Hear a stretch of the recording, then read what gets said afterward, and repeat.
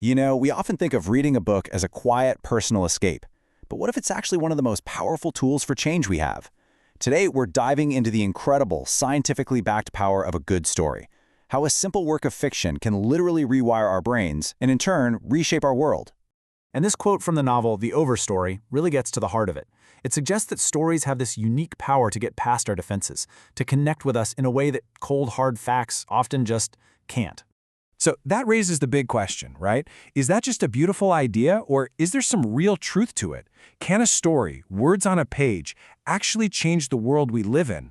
To answer that, we're not going to look out at the world. Not yet. First, we need to look inward, inside our own minds, and see what is actually happening on a neurological level when we get lost in a book. Think of reading a novel not as just a relaxing hobby, but as a full-on mental workout.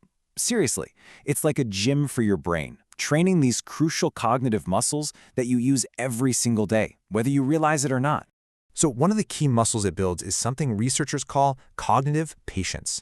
This is basically your mental stamina, the ability to stick with something complex, to absorb the details, and to fight off that modern urge to just skim everything or get distracted. And look, this isn't just some vague theory. A 2021 study from Tillberg University decided to put this to the test. They wanted to know, are people who read a lot actually better at focusing for long periods? And the results were, well, crystal clear. You can see it right here.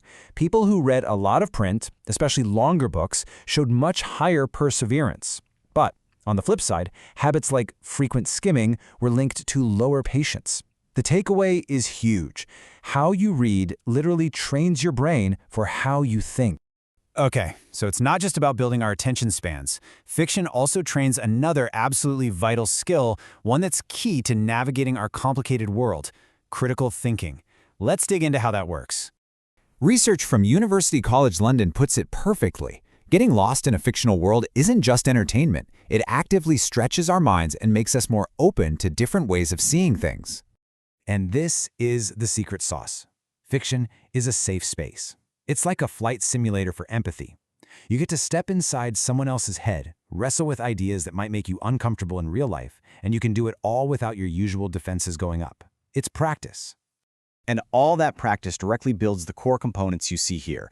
We're talking about everything from logic and spotting bias to empathy and self-reflection. It even builds our counterfactual imagination, that crucial ability to ask, what if? It's a complete workout for making better, more thoughtful judgments in your own life. All right. So if reading fiction builds more patient, more open, more critical minds, what happens when those minds go out and interact with the real world? This, my friends, is where it gets really exciting.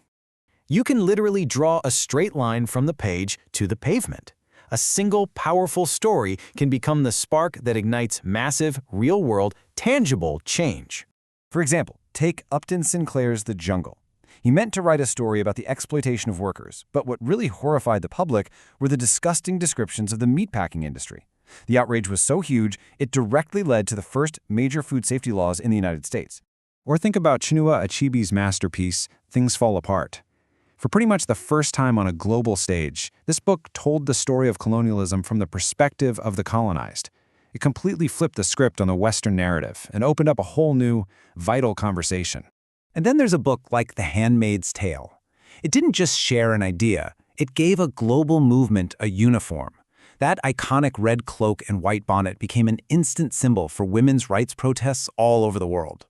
And it's not just serious literary fiction either. A simple, brilliant theory about poverty from Terry Pratchett's fantasy novel Men at Arms, the Vimes Boots theory, actually inspired a real-world anti-poverty index to track how inflation really hits the poorest people. How cool is that? And more recently in South Korea, the novel Kim Ji-young, born 1982, captured the everyday sexism women face so perfectly that it became a cultural touchstone for the #MeToo movement there, even getting a law nicknamed after the main character. So after seeing all these incredible examples, where does that leave us? The people actually doing the reading, what's our part to play in all this?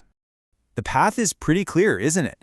We've seen how stories cause these internal cognitive shifts, making us more patient, more empathetic, and we've seen how those changed brains then go out and cause these massive external shifts in society. The connection is undeniable. And here's the bottom line. Choosing a book, sitting down to read it, it's so much more than just entertainment.